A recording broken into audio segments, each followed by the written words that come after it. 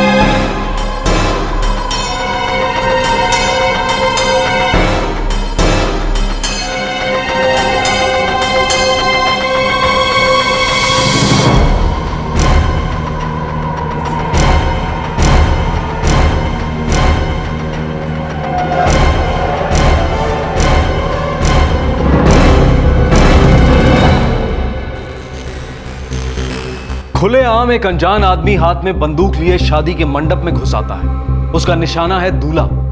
कौन था वो आदमी और कौन थी वो दुल्हन जिसके दूल्हे पर गोली चलने वाली थी?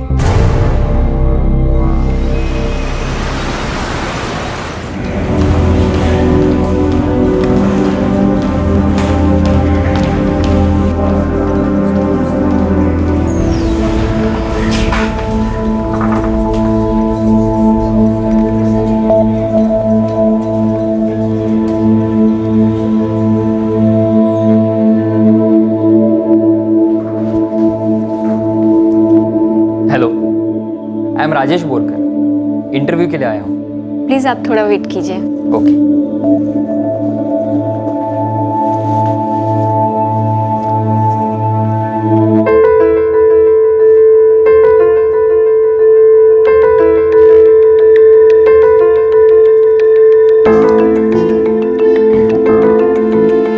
हाय। हाय। इंटरव्यू? या I am Rajesh Borkar. You? Aparna Joglekar. Job change के लिए आई हो या कहीं जॉब करती हो? नहीं, मैंने अभी अपना ग्रेजुएशन कंप्लीट किया है। मेरी फर्स्ट जॉब है। That's great. और आप? आपकी भी फर्स्ट जॉब है? नहीं, मैं मेरी पुरानी जॉब से बोर हो गया, इसीलिए मैं चेंज के लिए आया हूँ। अपर्णा जोगलेकर। एक्सक्यूज मी, आपका होल्डर। ओह थैंक्स। वो मैं थोड़ी नर्वस हूँ ना, इसीलिए। नर्वस होने की कोई बात नहीं है। All the best and you could be the best. Thank you.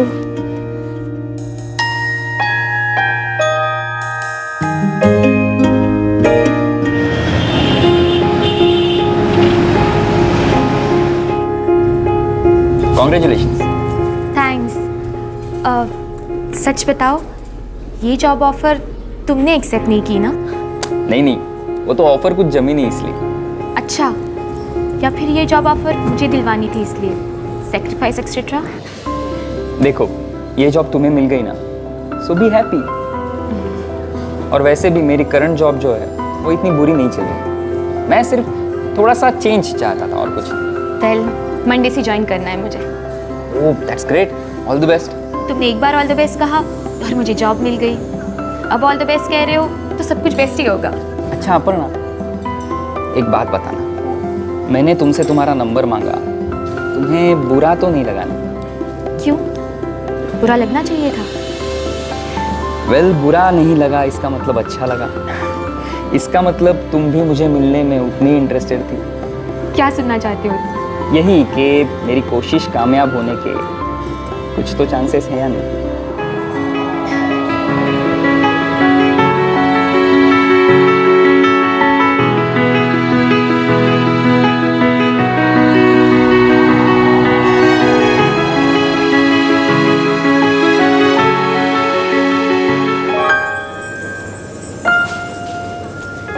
Aparna, मुझसे शादी करोगी? राजेश, सब कुछ इतना जल्दी हो रहा है, तुम्हें सोचने के लिए वक्त चाहिए। लेकिन हम एक दूसरे के पेरेंट्स को भी नहीं मिले हैं अब तक। तुम्हें क्या लगता है वो इनकार करेंगे? पूछना तो पड़ेगा। मैंने यही पुणे से इंजीनियरिंग कंप्लीट की है। एक कंपनी में सॉफ्टवेयर डेवलपमेंट का काम कर रहा हूँ। सैलरी भी अच्छी है। अपने आई बाबा के साथ रहता हूँ। उनका इकलौता लड़का हूँ। अपर्णा से प्यार करता हूँ। शादी करना चाहता हूँ। तुम्हारे आई बाबा अपर्णा से मिले हैं क्या? उनकी तरफ से भी हाँ है? Thank you.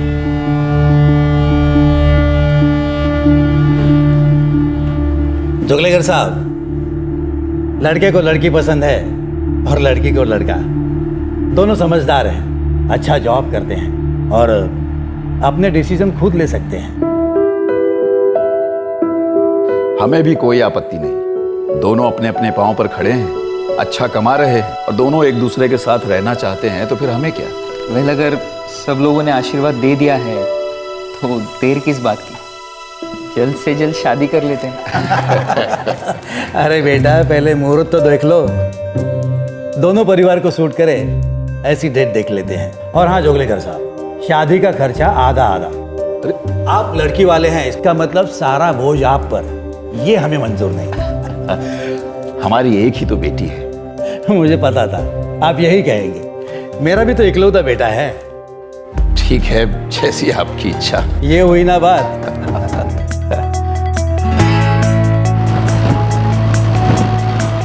O miss Joglekar, और कितना शॉपिंग बाकी है? अरे हो गया, बस 2-3 शॉप्स ही बाकी हैं अब। और 2-3 shops? Aparna, I tell you, अच्छा हुआ अपनी शादी की डेट 31 जनवरी डिसाइडेड है, वरना मैं मेरा माइंड ही चेंज कर देता। ओ मिस्टर बोरकर, ज्यादा बोर मत करो, समझे? ये तो बस शुरुआत है। अच्छा, ये शुरुआत है? इसका मतलब शादी के बाद सिर्फ शॉपिंग शॉपिंग एंड शॉपिंग? और क्या।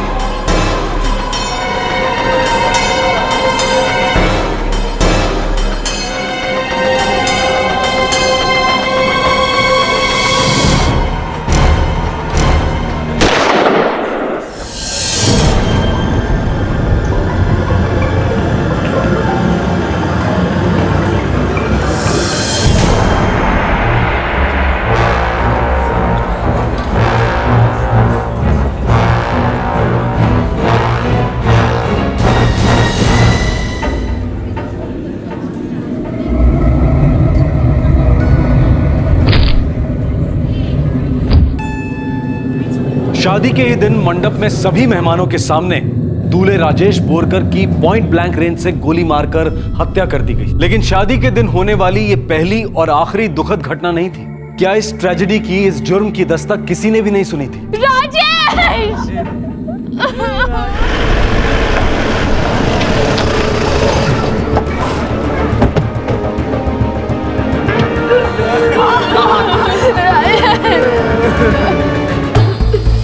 सर, ये तो मर चुका।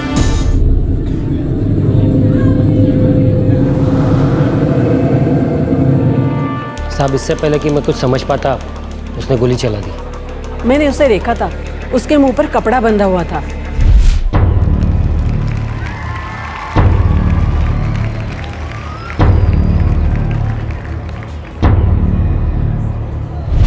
शक क्यों होगा साहब? मुझे लगा मंडप के कामगार में से कोई है। कोई कुछ कैसे कर पाता साहब? इससे पहले कि कोई कुछ कर पाता बहुत देर हो चुकी थी। वरमाला हो चुकी थी। दूल्हा दुल्हन की मांग में सिंदूर भरने ही वाला था कि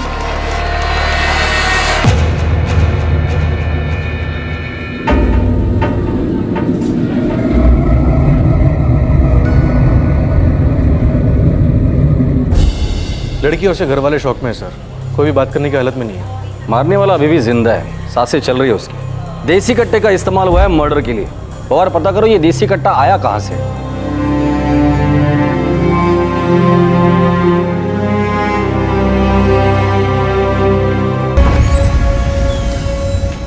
आई एम सॉरी, हम उस पेशेंट को बचा नहीं पाए। क्या? उसे बहुत बुरी तरह से पीटा गया था, उसकी पूरी बॉडी पर फ्रैक्चर्स थे, कार्डियक अरेस्ट से उसकी मौत हो गई।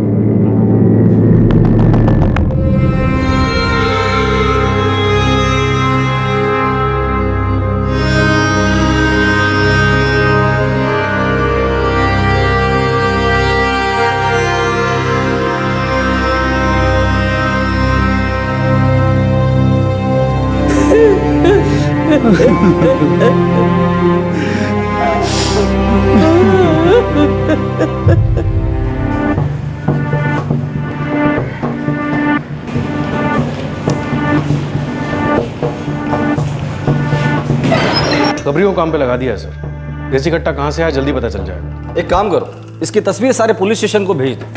हो सकता है कि ये कोई हिस्ट्री शीटर हो या फिर किसी ने इसे सुपारी दी हो। सर, दोनों फैमिलीज का क्या हाल है? घर वाले कोई बयान देने की हालत में नहीं है सर। दूल्हे के घर वाले उसका अंतिम संस्कार कर रहे हैं और लड़की अभी भी सदमे में है। कल कोशिश करते हैं घर वालों से बात करने की लड़के की।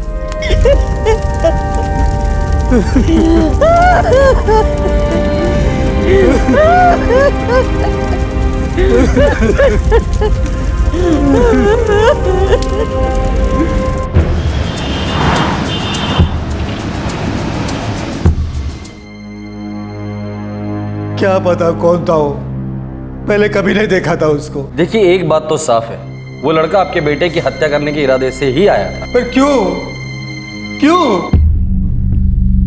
बोरकर साहब, एक बात बताइए, आपके लड़के राजेश को कभी किसी ने कोई धमकी दी थी? नहीं, मेरा बेटा बहुत ही सीधा साधा लड़का था, उसकी किसी के साथ कोई दुश्मनी नहीं थी। इंस्पेक्टर साहब, बहुत खुश था मेरा बेटा, एक नई जिंदगी शुरू करने वाला था। राजेश मेरा इकलौता बेटा था, उसकी किसके साथ क्या दुश्मनी थी? उसने किसी का क्या बिगाड़ा था?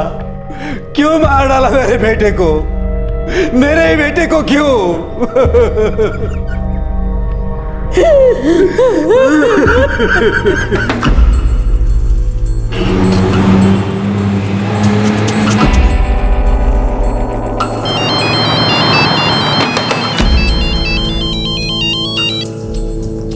हाँ गोविंद, बोलो। हाँ सर, ये पुणे के अंदर तो कोई कट्टा नहीं बिका है। सुपारी लेने वाले की कुछ खबर? नहीं साहब, कोई सुपारी भी नहीं दी गई थी। ये आदमी कोई रेगुलर मर्डर केस करने वाला नहीं लगता, कोई इसे पहचानता नहीं है। ठीक है, अपने कान और आँख खुले रखना, और कुछ भी खबर मिलती है तो मुझे तुरंत फोन करके बता देना। Okay sir. पवार, ये सुपारी वाला एंगल नजर नहीं आ रहा है, लड़की वालों से बात करनी होगी, शायद वहीं से कुछ पता चल जाए। सर, लड़के के ऑफिस वालों से ही पता करते हैं, क्या पता उन्हें कुछ मालूम हो। हाँ, कहीं ना कहीं से कोई तो सुराग हाथ लगे।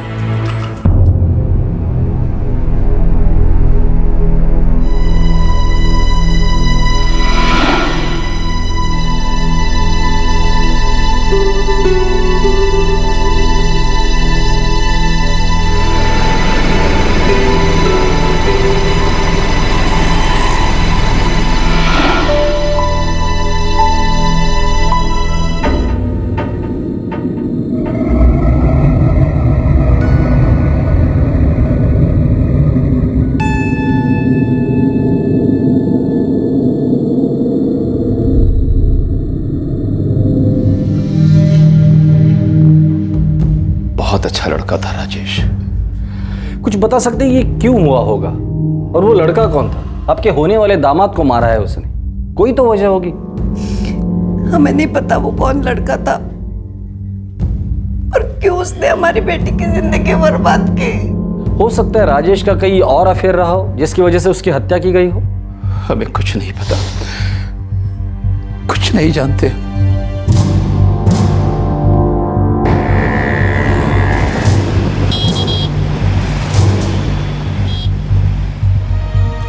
राजेश हमारे ऑफिस में सॉफ्टवेयर डेवलपर था। वो बहुत ही मेहनती और अच्छा लड़का था। कोई लड़की वड़की का चक्कर? ये अपर्णा उसके जिंदगी में आने के पहले किसी और लड़की के साथ उसका अफेयर था? इतना कुछ तो मुझे नहीं पता सर, लेकिन जहाँ तक मैं जानता था राजेश को, वो अपर्णा से बहुत प्यार करता था। वो चीटिंग करने वालों में से नहीं था। वो बहुत ही ईमानदार और सच्चा लड़का था, एकदम स्ट्रेट फॉरवर्ड। मेहनती था, ईमानदार था, स्ट्रेट फॉरवर्ड था, फिर भी किसी ने इतनी बेरहमी से उसे मार डाला। वो भी मांग में सिंदूर भरते भरते ठोक दिया। पूरा फिल्मी लगता है सर।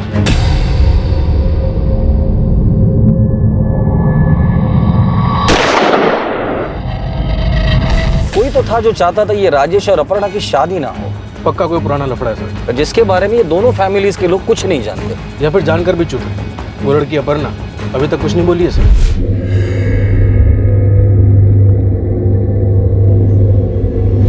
शायद शौक की वजह से, या फिर कुछ बोलना ही नहीं चाहती है।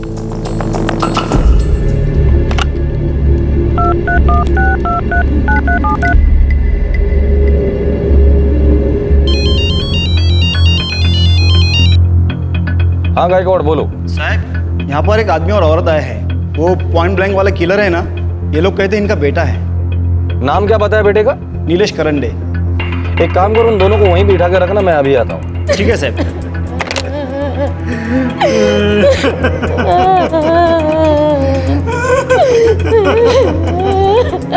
चलो, कम से कम नाम तो पता चला। अब शायद उसकी फैमिली से पता चलेगा कि ये मर्डर हुआ क्यों है।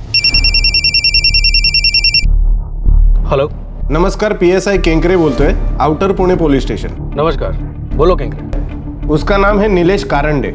हाँ, हमें भी पता चला, लेकिन तुमको कैसे पता चला? कोई केस वेस हुआ है क्या उसके ऊपर?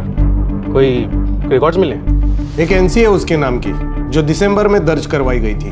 ठीक है, मैं अभी वहाँ पहुँचता हूँ। सर, नीलेश करांडे के नाम पर आउटर पुणे थाने में एक एनसी दर्ज है। ठीक है, तुम वहाँ पहुँचो, तब तक मैं उसके माँ बाप से पूछताछ करता हूँ। सर। पुलिस को अब तक ना खूनी का नाम पता था और ना ही कोई सुराग मिला था। ये खून क्यों हुआ था ये भी पता नहीं चल पाया था। पर अचानक एक साथ इस कत्ल से जुड़े दो सुराग सामने आ गए।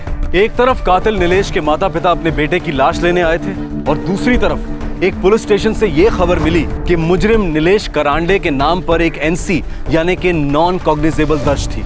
अब जब ये दो सिरे जुड़ जाएं तो समझ में आए कि कौन था ये नीलेश करांडे और उसने क्यों किया था राजेश बोरकर का खून।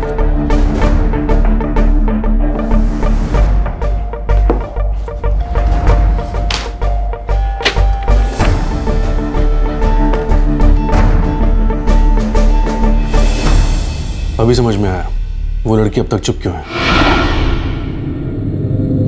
नीलेश करांडे, आपका बेटा, उसने राजेश बोरकर की शादी के मंडप में घुसकर उसकी हत्या कर दी। वो बहुत परेशान था साहब, उसका दिमाग ठिकाने पर नहीं था।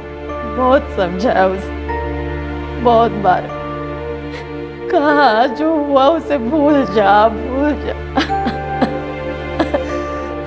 ऐसा क्या हुआ था जो भूल नहीं पा रहा था? ये एनसी 5 दिसंबर को दर्ज हुई थी।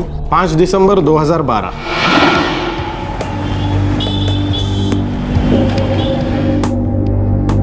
नीलेश कारंडे, नंबर क्या है उसका?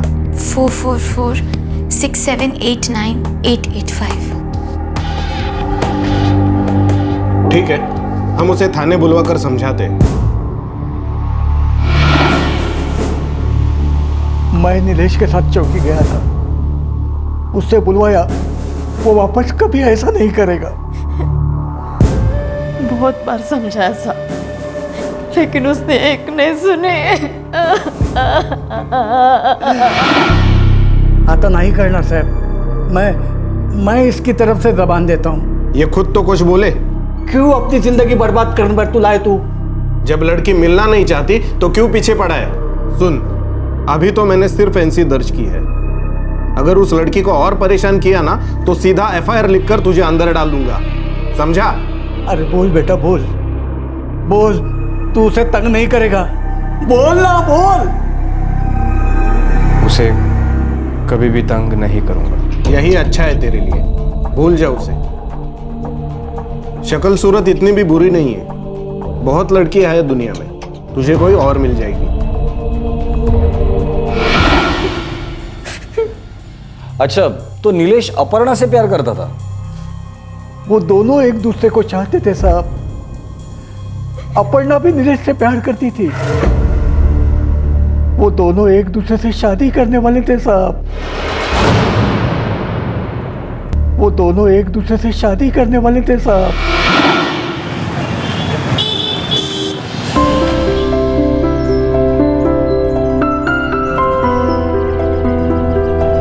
अपर्णा, अगर तुम्हारे आई बाबा ने शादी के लिए इनकार कर दिया तो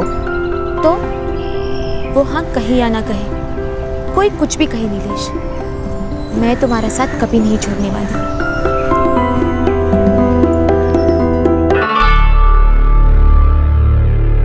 अगर सचमुच तुम दोनों मेरी राय जानना चाहते हो तो मुझे ये शादी मंजूर नहीं है। मैं आपकी बेटी को हमेशा खुश रखूंगा। कैसे? सेल्समैन की पगार ही कितनी होती है? इतनी भी कम नहीं होती अंकल। ये लाइफस्टाइल देख रहे हो? अपर्णा को आदत है इसकी। दे सकोगे ऐसी लाइफ? पापा, मुझे ये सब कुछ नहीं चाहिए। मैं नीलेश के साथ खुश रहूंगी और मैं भी कमाऊंगी ना। दोनों साथ मिलकर अपना घर खड़ा करेंगे। कहने सुनने में बहुत आसान लगती हैं ये बातें, करो तो पता चले। 25 तारीख को जब पर्स में पैसे गिनोगी तब अकल ठिकाने आ जाएगी। गृहस्थी चलाना इतना आसान नहीं होता है। सिर्फ प्यार मोहब्बत ही काफी नहीं है जीने के लिए। मैं ये सब समझता हूँ आंटी, और ऐसा नहीं है कि मुझे आइडिया नहीं है, पर अंकल अपर्णा के आने से मेरी जिंदगी पूरी बदल गई है और मुझे पूरा यकीन है अगर अपर्णा मेरा साथ देगी तो मैं मेरी जिंदगी में बहुत जल्दी तरक्की कर सकूंगा और अपर्णा को हर खुशी दे सकूंगा। पापा प्लीज हाँ कह दीजिए ना, मैं नीलेश से बहुत प्यार करती हूँ और मैं हर हाल में उसके साथ हूँ। पापा हम जानते थे अपर्णा के माँ बाप इस रिश्ते से खुश नहीं थे। 1 साल तक शादी की बात को टालते रहे वो लोग। उन्हें लगता था अपर्णा अपना मन बदल लेगी, पर नीलेश और अपर्णा इरादे के पक्के थे। उन्होंने अपना फैसला नहीं बदला। उन्हें तो शादी करनी ही थी।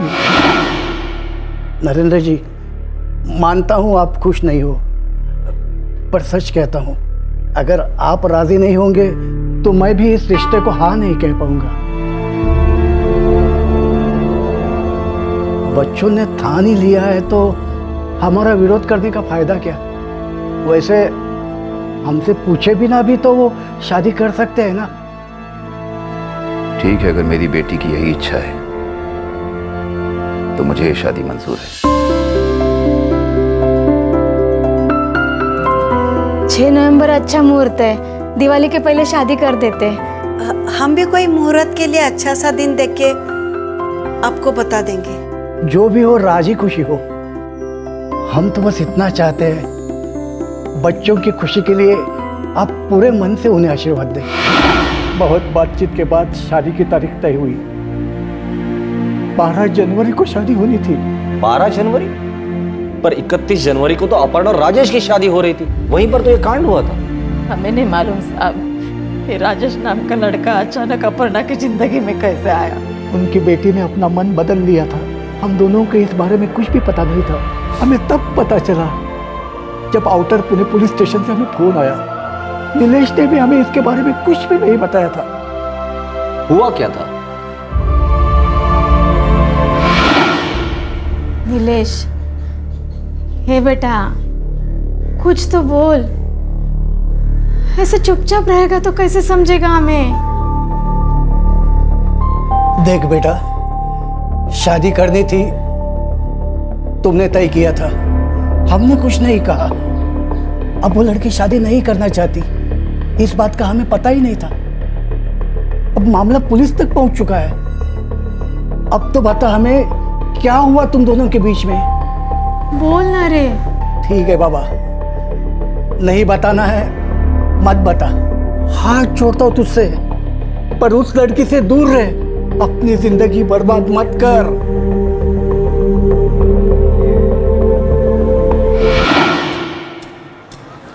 ऑटो अपर्णा, अपर्णा मुझसे बात करो। अपर्णा, अपर्णा हुआ क्या है? कोई गलती हुई है मुझसे? तुम अवॉइड क्यों कर रही हो मुझे? मेरा फोन भी नहीं उठाती। नीलेश प्लीज मुझे भूल जाओ, हमारे बीच सब कुछ खत्म हो चुका है। कब और अचानक कैसे सब खत्म हो गया अपर्णा? अरे कुछ तो बताओ। Auto auto. अपर्णा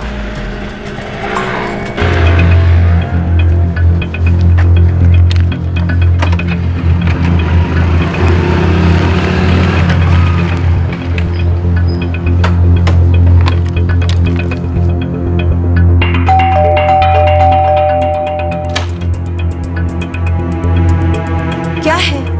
क्यों आए हो? आंटी ये क्या चल रहा है? अपर्णा मुझसे बात क्यों नहीं कर रही है? नीलेश, बेहतर होगा तुम अपर्णा को भूल जाओ। पर क्यों आंटी? कोई मुझे बताए तो सही, इतना तो हक बनता है मेरा। आंटी 12 जनवरी को हमारी शादी फिक्स्ड है। अपर्णा कहती है सब खत्म हो चुका है, आप कह रही है उसे भूल जाओ। ये हो क्या रहा है? ये सब मुझे मत बताओ, मैंने कहा ना उसे भूल जाओ और यहाँ दोबारा मत आना।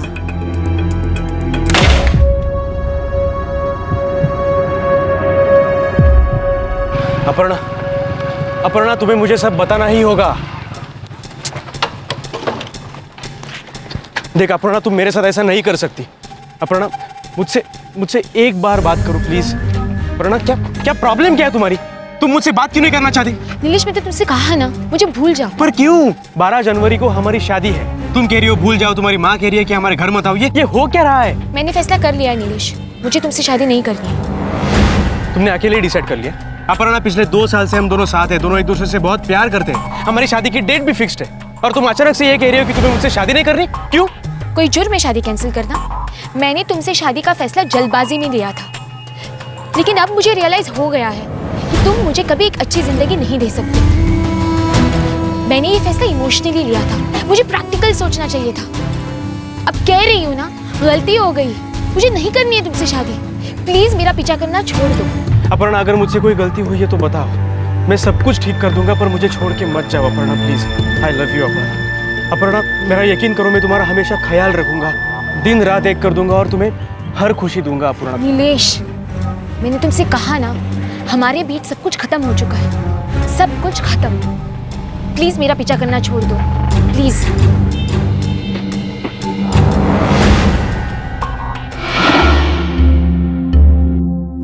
अब तो अक्ल से काम ले बेटा, वो तेरे लायक नहीं है। अच्छा हुआ चली गई, अब वो शादी नहीं करना चाहती, क्यों उसके पीछे पड़ा है तू? सावधानी रे बाळा, जो हुआ अच्छे के लिए हुआ, उस लड़की के लिए अपनी जिंदगी बर्बाद मत कर। या वेड़ा बाटलो का तुला भी? 12 जनवरी को हमारी शादी फिक्स्ड है, सब तय हो चुका है। अब उसे कोई और मिल गया, इसलिए वो मुझे लात मार के चली गई। मुझे जनवरी की 31 तारीख को शादी कर रही है वो उससे।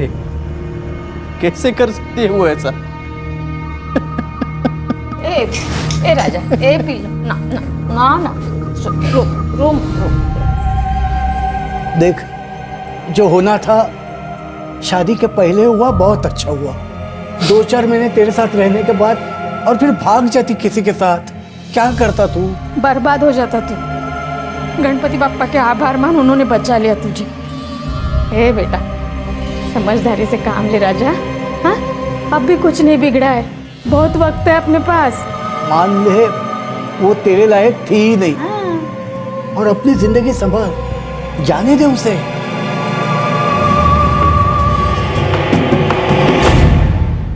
भूल नहीं पाया उस लड़की को।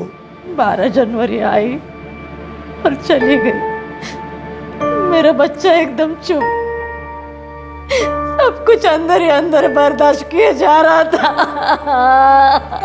और 31 जनवरी को सुबह ही वो घर से निकल गया साहब। हमें क्या पता था ये सब कर बैठेगा वो।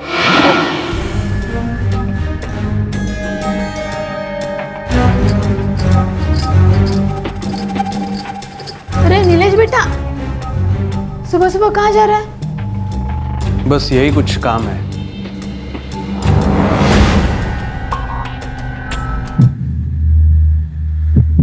सपर्णा की शादी है आज। अच्छा है, धीरे धीरे नीलेश उसे भूल जाएगा देखना। कुछ दिनों में काम पर भी लौट जाएगा देखना, सब ठीक होगा। देवा सगळं नीट कर रे बाबा, मेरे बेटे की कोई गलती नहीं थी। लड़की नालायक निकली। बस मेरे नीलेश की जिंदगी संवर जाए। सब ठीक होगा। हमने कोई गलती नहीं की है तो हमारा गलत क्यों होगा? भूल जाएगा नीलेश उसे, सब ठीक हो जाएगा, देखना। हमने सपने में भी नहीं सोचा था कि उसके दिमाग में ये सब चल रहा था। सोचा था बुरा वक्त खत्म हो जाएगा, पर ये नहीं सोचा था अब तो बेटा ही खत्म हो जाएगा।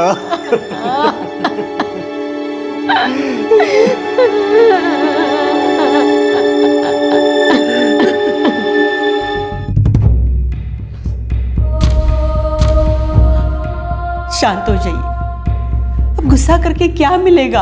हमारा बेटा तो जा चुका है। क्यों चुप बैठूं मैं? क्यों शांत रहूं?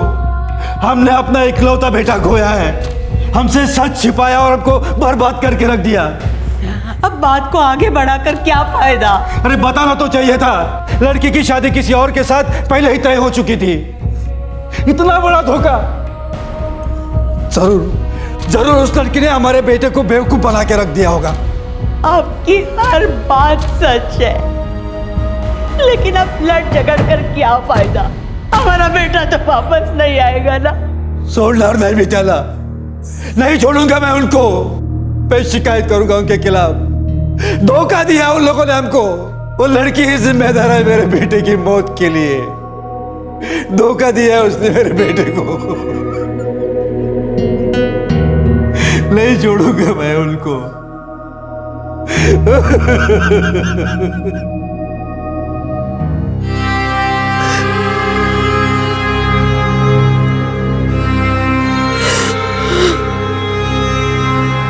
हमने सोचा भी नहीं था कि बात इतनी आगे बढ़ जाएगी। आपने राजेश के घर वालों को यह बताई तक नहीं कि आपकी बेटी अपर्णा की शादी आपने किसी और जगह पे तय की थी, वो भी उसी महीने के 12 तारीख को। और यह भी नहीं बताया कि आपकी बेटी ने वो शादी तोड़ दी थी। जोगलेकर साहब, आपने धोखा दिया है उन लोगों को। अपने बेटे के होने वाले ससुराल वालों के साथ कभी कोई ऐसी बात करता है क्या? हमने सोचा अपर्णा ने राजेश को सब कुछ समझा दिया होगा। जोगलेकर साहब, आपकी सोच की वजह से न जाने कितनी जिंदगियां बर्बाद हो गई है। राजेश भी इकलौता लड़का था और नीलेश भी इकलौता लड़का था। मरने वाला और मारने वाला दोनों एक दूसरे को जानते तक नहीं थे।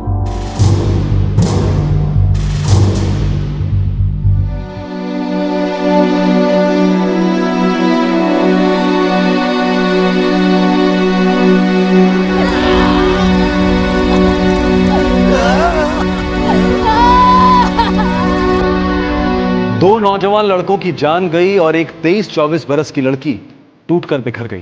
किसे दोष दें, किसे जिम्मेदार ठहराएं? किसी एक पर उंगली उठाना आसान है, किसी एक को गुनहगार करार देना कोई मुश्किल नहीं है। हम अपनी रोजमर्रा की जिंदगी में यही तो करते हैं। शायद बदलते हालात को समझने की एक छोटी सी कोशिश से ये ट्रेजेडी रोकी जा सकती थी।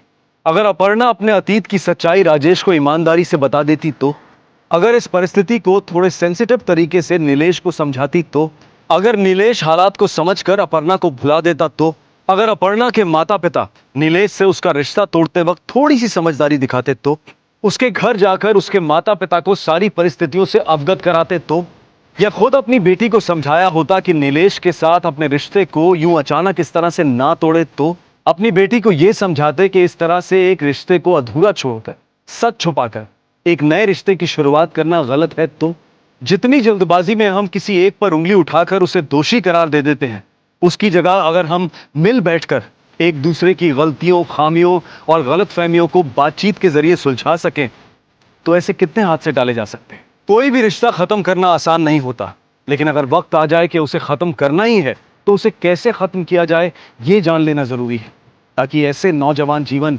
इस तरह से खत्म ना हो। हमारे आज के एपिसोड की दूसरी कहानी।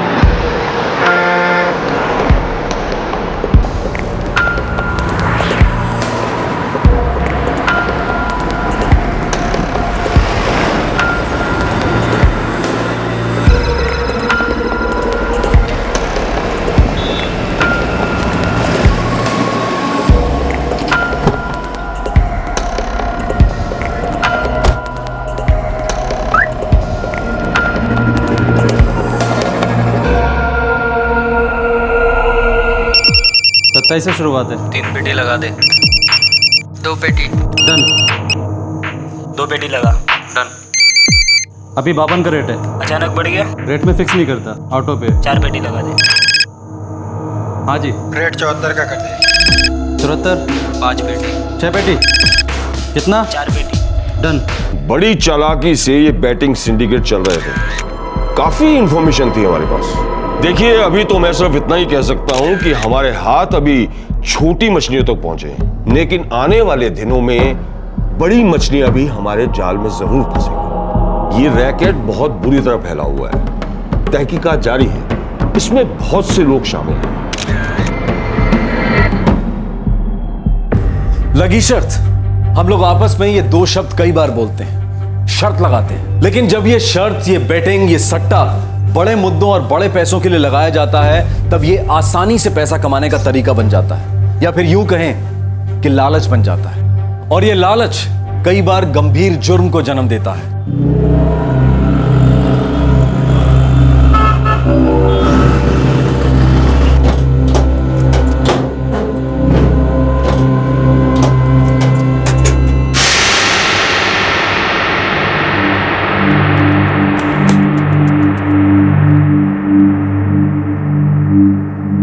अमित, ये 20 लाख रुपए अकाउंट्स पे एंट्री कर देना। परसों डिलीवरी करनी है मेहुल वकारिया को सूरत में।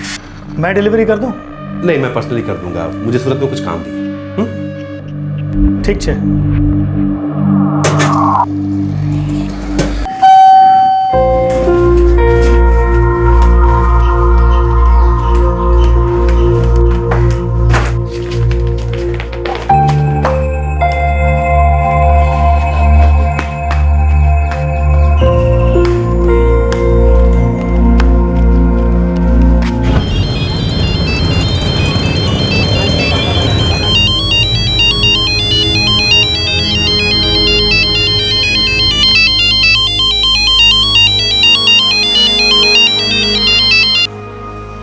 हेलो, संजय पंचाल बोल रहा हूँ। 20 लाख कीमत है।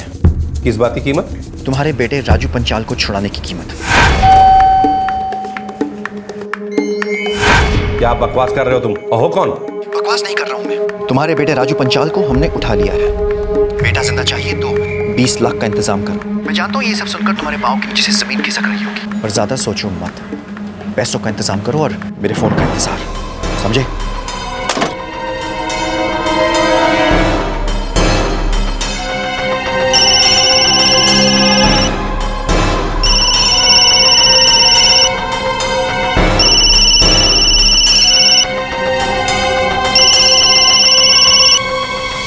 हाँ बोलो, राजू गया है चाबी लाने? चाबी? कौन सी चाबी? कहाँ गया राजू? अरे आपकी कार की चाबी आप ही ने तो। अरे गया कहाँ है राजू? नीचे स्त्री वाले के पास। स्त्री वाले के पास क्यों गया है? आपके नाम से किसी ने फोन किया था, कहा कि आपकी कार की चाबी राजू को भेज के मंगवा लूं। दिमाग खराब हो गया है तुम्हारा? जल्दी से केयूर को नीचे भेजो और देखो राजू नीचे है कि नहीं। पर हुआ क्या है? जितना कह रहा हूं उतना करो पहले।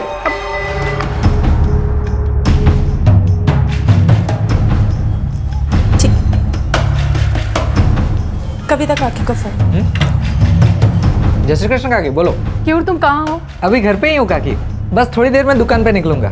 तुम जरा गली के नुक्कड़ पे स्त्री वाले की दुकान पर जाके देखो राजू है क्या कहीं आसपास। क्या શું થયું? सब बराबर है ना? मुझे कुछ पता नहीं है, बस इनका फोन आया था, बहुत परेशान लग रहे थे। कहा है कि तुम्हें भेज कर दिखाऊं कि राजू है क्या कहीं आसपास। ठीक है काकी, मैं देखता हूँ। क्या हुआ? हाँ कुछ नहीं, जरूरी काम है।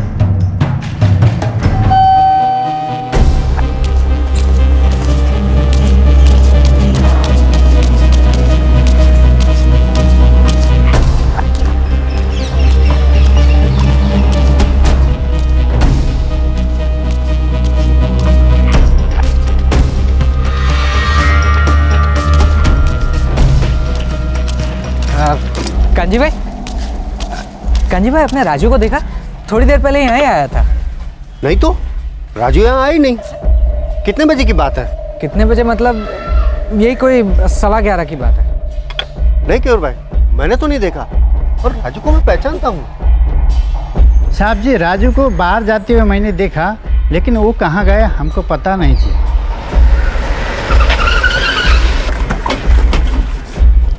काका राजू को कुछ पता चला? कुछ पता नहीं चला काका। वो इस्त्री वाले के पास गया नहीं है, लेकिन वो बाहर गया है, वो पक्का है। हे भगवान! लेकिन उसे इस्त्री वाले के वहां भेजा क्यों? क्या हुआ क्या काका? लापरवाही की भी हद होती है। पर 2 बार फोन आया था। कौन था? मुझे नहीं पता, मुझे सिर्फ इतना कहा कि आपकी गाड़ी की चाबियां इस्त्री वाले के पास पड़ी है, राजू को भेज के मंगवा लो। मुझे लगा आपने किसी को कहा होगा कॉल कर। अरे मैं किसी को फोन करने के लिए क्यों कहूंगा? मैं खुद नहीं कर सकता हूँ क्या? मम्मी तुम्हारा फोन मांगे छे। राजू सुबह से टीवी देख रहा है। मम्मी टीवी देखने का कोई टाइम थोड़ी ना होता है। हेलो। हाँ, राजू को भेज के संजय भाई के गाड़ी की चाबी ले लो, इस्त्री वाले के पास है। आप कौन? क्या हुआ गाड़ी को? गाड़ी बिगड़ गई है, संजय भाई की गाड़ी इधर खड़े ली है, फोन करके बोलने को बोला है। ठीक है, मैं राजू को भेजती हूँ। राजू टीवी की आवाज कम कर बेटा। जाके इस्त्री वाले के पास से पापा की गाड़ी की चाबी लेकर आ। बाद में जाता हूँ। बाद में कब? तेरा टीवी कहीं भागा नहीं जा रहा है? थोड़ी देर मम्मा, ब्रेक में चला जाऊंगा। कोई बात ही नहीं सुनता ये लड़का। बस 2 मिनट मम्मा।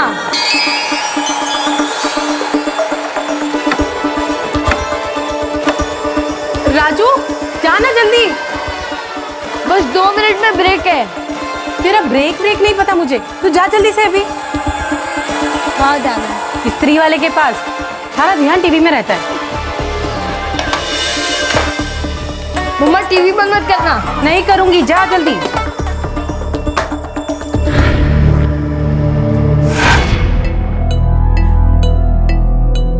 लेकिन काका इस्त्री वाले ने कहा कि राजू वहां आया ही नहीं है, और आपकी गाड़ी भी तो वहां नहीं थी। गाड़ी वहां कैसे हो सकती है क्यूर? तुम्हारे सामने गाड़ी से मैं अभी आया हूँ, गाड़ी दुकान पे थी। पर उसने कहा था आपकी गाड़ी बिगड़ गई। संजय, मुझे लगता है मामला गड़बड़ है। हमें पुलिस के पास जाना चाहिए। कहीं किसी ने राजू को किडनैप ना कर लिया हो।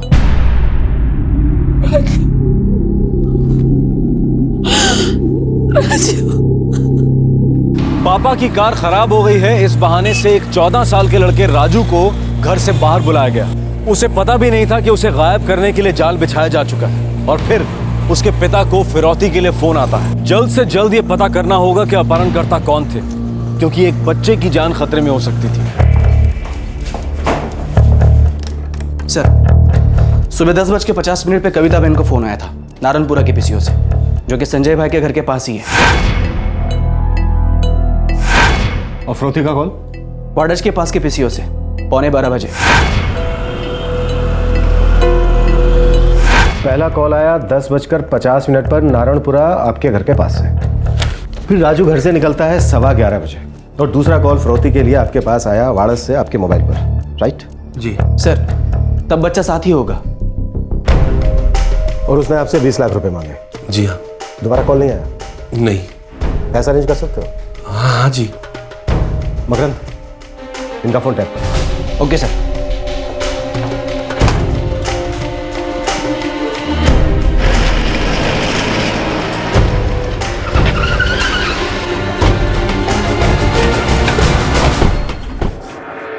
नहीं सर, राजू इधर आया ही नहीं, और कोई गाड़ी किसी ने पार्क की ही नहीं है।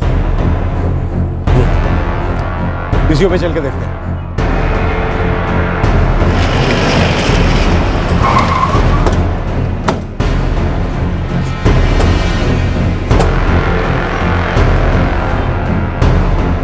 साहब, बहुत लोग आते हैं फ़ोन करने को, अब किस किस को याद रखूं? याद नहीं साहब किससे 10:50 पे फ़ोन किया। इसी जवाब की उम्मीद। मकरंद, वाड़ज वाले पीसीओ से पता करो, शायद कोई खबर मिल जाए। Yes sir. मूव।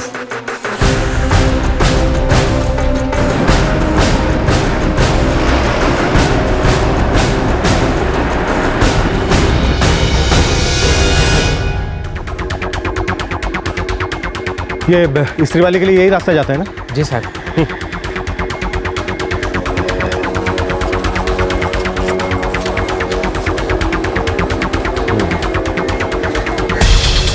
ये एक रास्ता है जो इस्त्री वाले के पास जाता है। हाँ जी। और इस्त्री वाला बैठता है वहाँ लाल डब्बे के आगे बाईं गली में। हाँ जी, वहीं बैठता है। और इस्त्री वाले का कहना है कि आपका बेटा राजू उसके पास आया ही नहीं।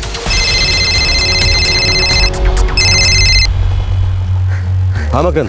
सर जैसे कि हमने सोचा था, इस पीसी वाले को भी पता नहीं है 11:15 बजे किसने कॉल किया था। वापस आ जाओ।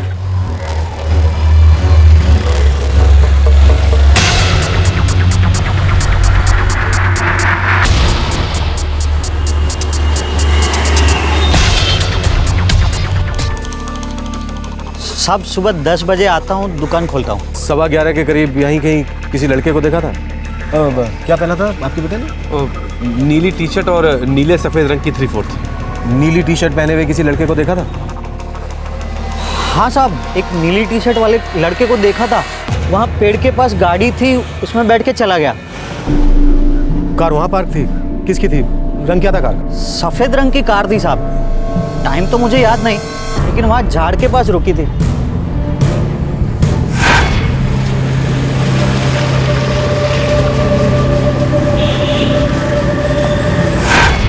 बच्चे को गाड़ी में जाते हुए देखा साहब।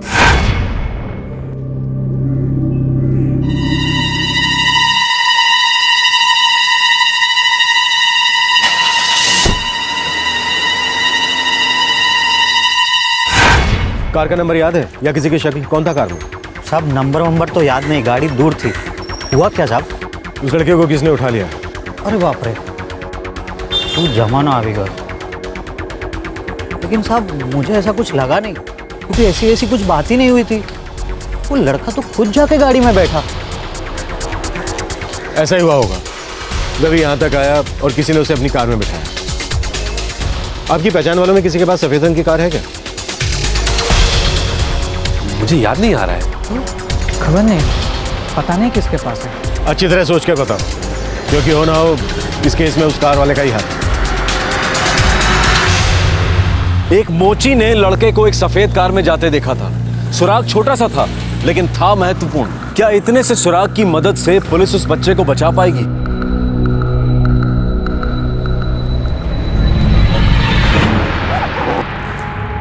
सर ये पूरे 20 लाख। 20 लाख? इतने पैसे आपके पास घर पर पहले से थे? जी हाँ। फिरौती मांगने वाले ने आपसे 20 लाख रुपए मांगे और दोबारा आपको कॉल नहीं किया। आप कहना क्या चाहते हैं? उसने आपसे 20 लाख रुपए ही मांगे, जो आपके पास घर में पहले से मौजूद थे।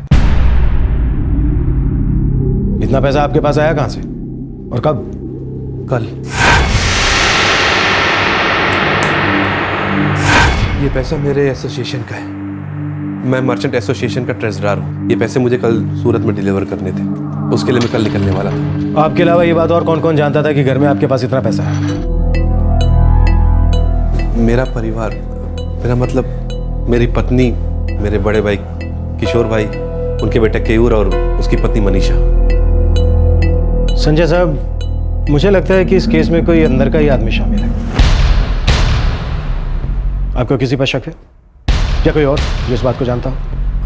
हाँ, हमारे एसोसिएशन का सेक्रेटरी है अमित वगानी, उसे ये बात पता थी। अमित, ये 20 लाख रुपए अकाउंट्स पे एंट्री कर देना। परसों डिलीवरी करनी है मेहुल वकारिया को सूरत में। ठीक है। मुझे आप सबके फोन नंबर चाहिए। अगर अपहरणकर्ता करीबी है तो आप में से किसी के नंबर पे भी कॉल कर सकता है, ठीक है?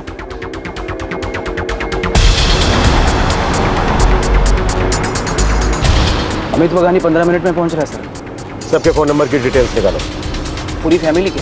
हाँ, या तो कोई घर का है या फिर बहुत ही करीब। अपने सारे खबरों को काम पर लगा लो। उस सफेद गाड़ी का मिलना बहुत जरूरी है। ये भी नहीं पता किस कंपनी की है। उस बच्चे की जान खतरे में होने के पूरे आसार। एक एक पल हमारे लिए बहुत कीमती है। Yes sir.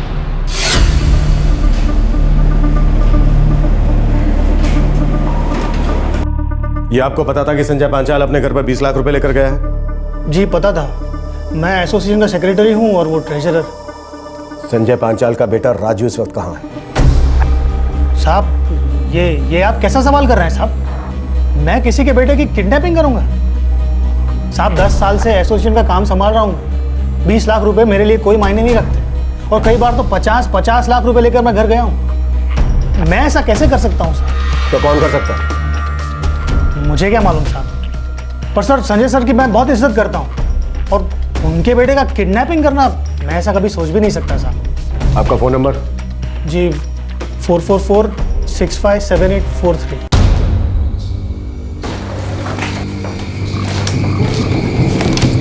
Sir Sanjay Panchal के रिकॉर्ड्स में कुछ नहीं है सर।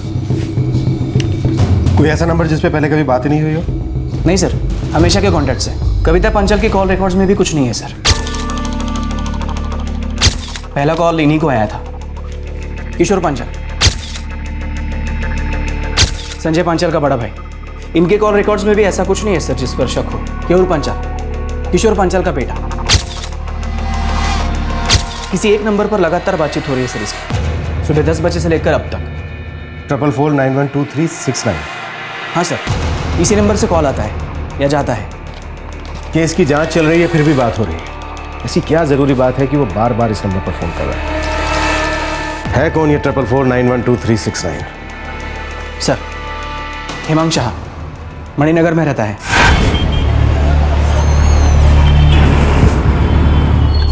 इस नंबर की लोकेशन ट्रेस करो और सारा कच्चा चिट्ठा बाहर निकालो। सर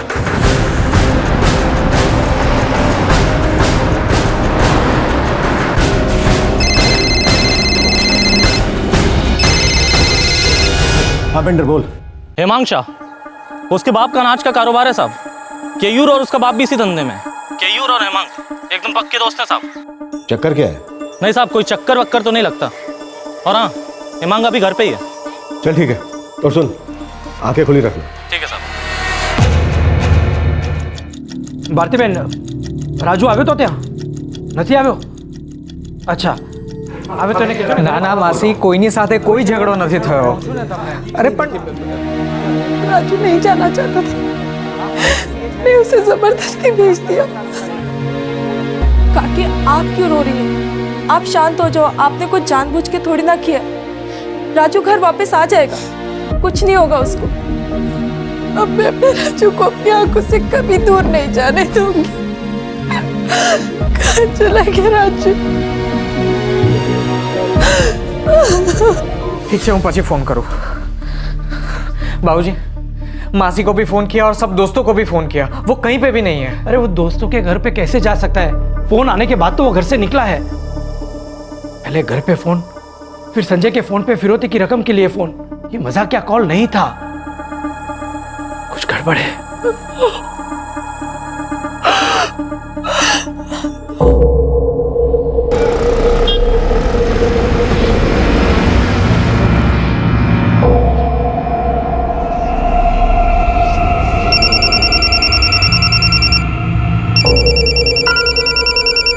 हाँ पेंटर बोल।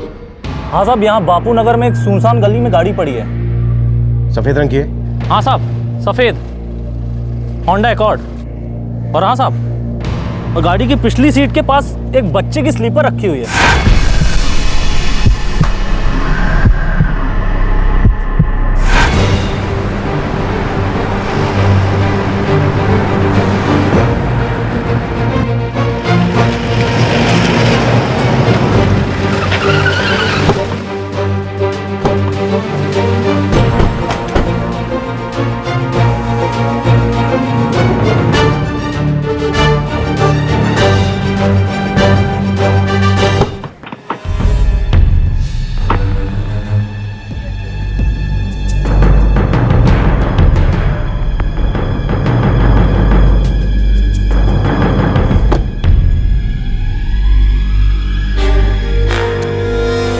इस कार का रजिस्ट्रेशन नंबर और इसके मालिक का नाम पता करो जल्दी। Yes sir.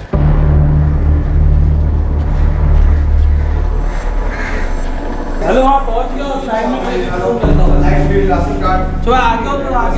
उसके बाद ही लाइसेंस क्लियर होगा, ऐसा नहीं होता है।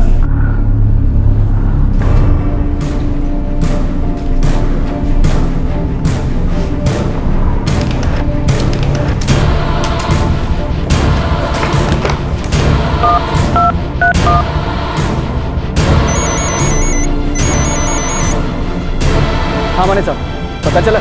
हाँ, हसमुख कापड़िया 6/12 विराट अपार्टमेंट गुरुकुल रोड, गाड़ी उसी के नाम से रजिस्टर्ड है sir. Thank you. Hasmukh Kapadia, Gurukul road.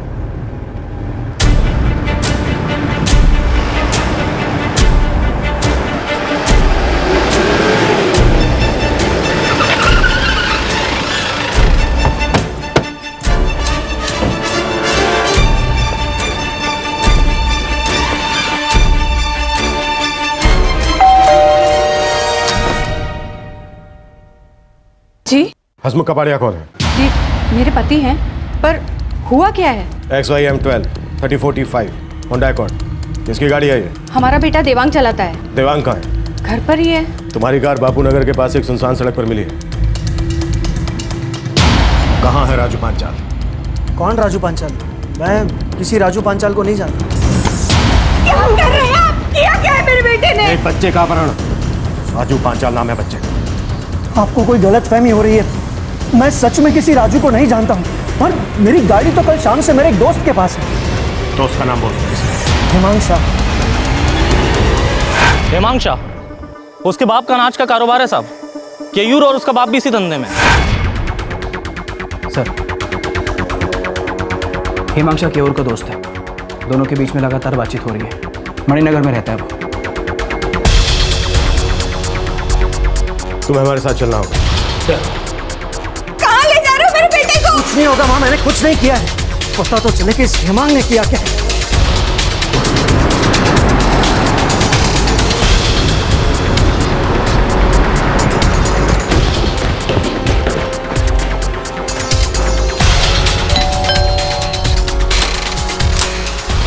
जी कहिए।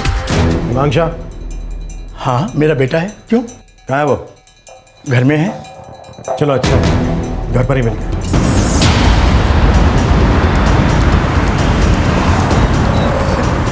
कहाँ ले जा रहे हो सर? मुझे किया क्या है मैंने?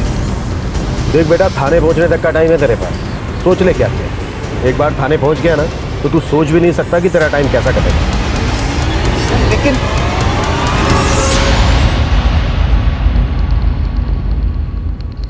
30 सेकंड का टाइम देता हूं, पूरी स्टोरी उगल डालो, नहीं तो ऐसा डंडा डालूंगा अंदर की पूरी कहानी बाहर। चल बोल, कहाँ है राजू पांचाल?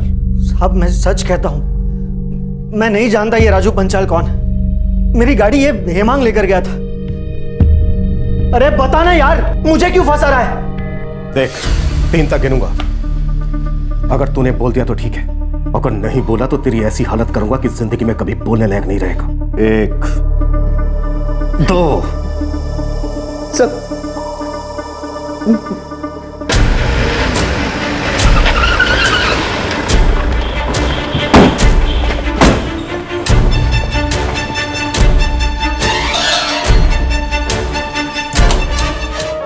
इंस्पेक्टर साहब, कुछ पता चला मेरे बच्चे के बारे में?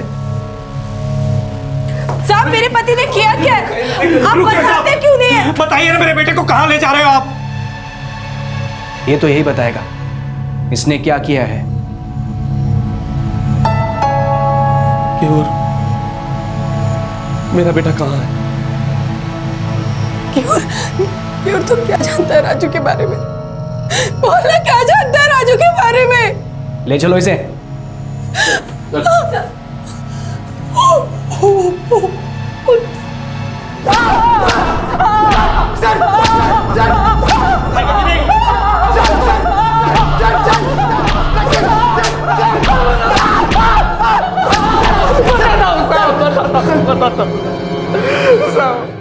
साहब मुझे पैसे चाहिए थे, इसलिए ये सब किया साहब। कहाँ छुपा कर रखा है बच्चे को? जल्दी बोल। राजू को भेजो संजय भाई की कार की चाबी लेने के लिए, यहाँ स्त्री वाले के पास है। गाड़ी बिगड़ गई है, संजय भाई गाड़ी इधर ही छोड़ के गए और फ़ोन करके इन्फॉर्म करने को बोला है। ठीक है, मैं राजू को भेजती हूँ।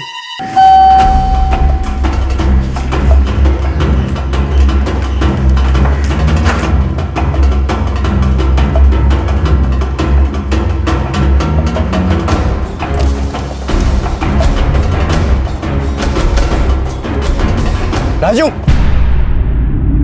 तुम्हारे पापा ने मुझे ही भेजा है, मैंने ही फोन किया था। आओ अंदर बैठो, मैं तुम्हें कार तक छोड़ देता हूँ। Okay uncle.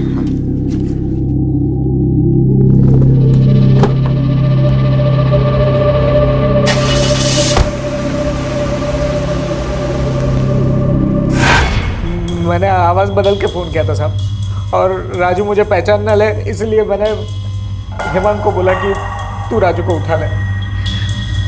मैंने देवांग से उसकी कार मांग ली ताकि हमारा नाम ना आए कहीं पर।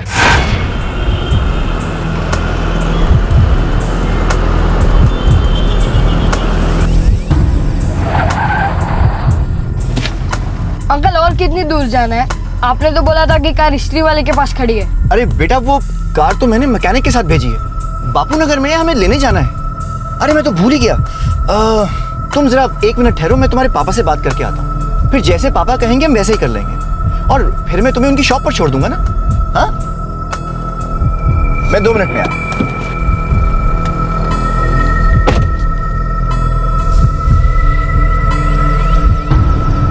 तुम्हारे बेटे राजू पंचाल को हमने उठा लिया है, और अगर बेटा जिंदा चाहिए ना तो 20 लाख का इंतजाम करो। मैं जानता हूँ ये सब सुनकर तुम्हारे पाँव के नीचे से जमीन खिसक रही होगी, पर ज्यादा सोचो मत। पैसों का इंतजाम करो और मेरे फोन का इंतजार।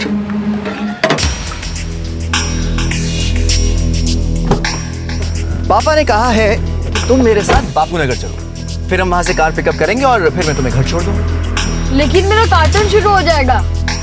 अरे बेटा, कार्टून तो रोज आते जाते रहते हैं, रिपीट देख लेना, और फिर पापा का काम भी जरूरी है ना, है ना?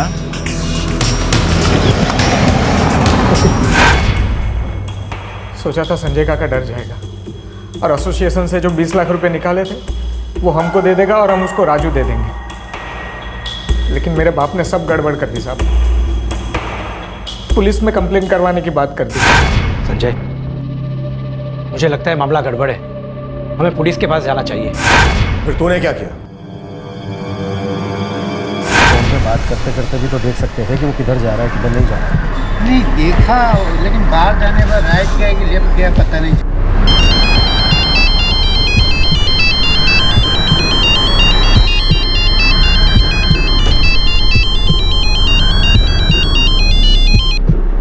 हाँ केयूर, क्या हाल है? बहुत बुरा हाल है यार, बापूजी ने सब गड़बड़ कर दी। पुलिस को बुला लिया यार, और वो मोची ने गाड़ी भी देख ली और गाड़ी में बैठते हुए राजू को भी देख लिया। मर गया। अब क्या करूं? अरे फट रही है यार, अगर गाड़ी पकड़ी गई ना तो हम दोनों काम से गए, ये बात याद रखना। मेरे बाप ने पूरी तरह से फंसवा दिया, पुलिस में जाते हैं। मैंने सोचा था कि काका के पास से पैसे लूंगा और राजू को छोड़ दूंगा। मरवा दिया तेरे आइडिया ने। अब एक ही रास्ता है। क्या?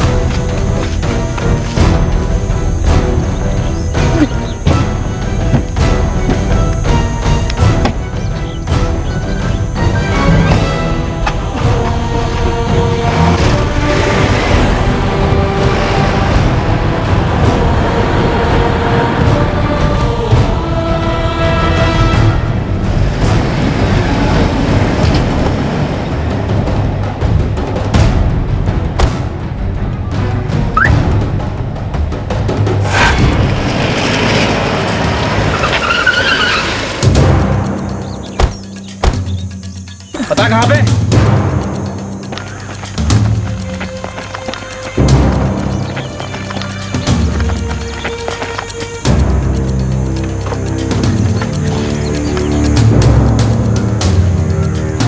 अमित,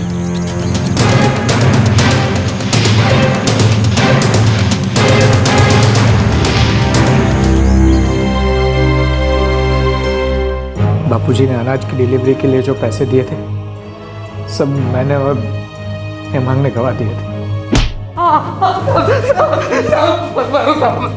कहाँ गवाया इतना सारा पैसा? बोल! कितना? 4 पेटी। डन। 27? 2 पेटी लगा। अभी 52 का रेट है। 74? 5 पेटी। सट्टा खिला था सर। सब हार गए। 19 लाख रुपए थे साहब, 19 लाख रुपए हार गए थे। अभी कुछ समझ में नहीं आ रहा था कि इतने सारे पैसे कहाँ से लाए। अभी हमें पता लगा कि संजय काका घर पे 20 लाख रुपए लेके आने वाले हैं सूरत ले जाने के लिए। हमने सोचा ये रुपए हमें मिल जाएंगे और हम बच जाएंगे।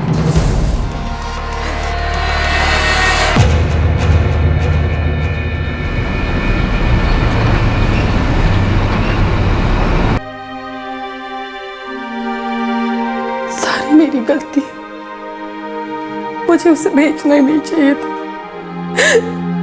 सब कुछ मेरी वजह से हुआ।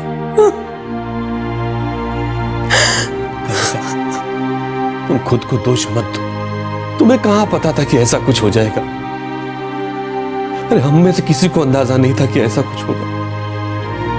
केयूर तो उसका भाई था।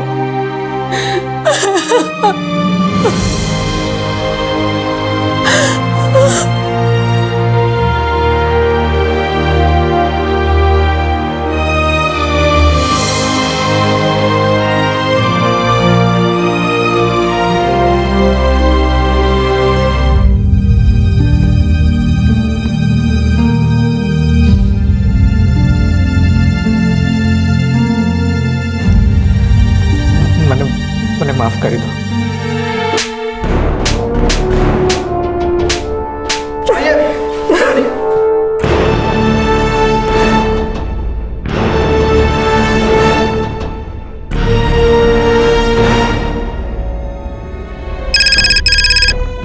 हाँ जी।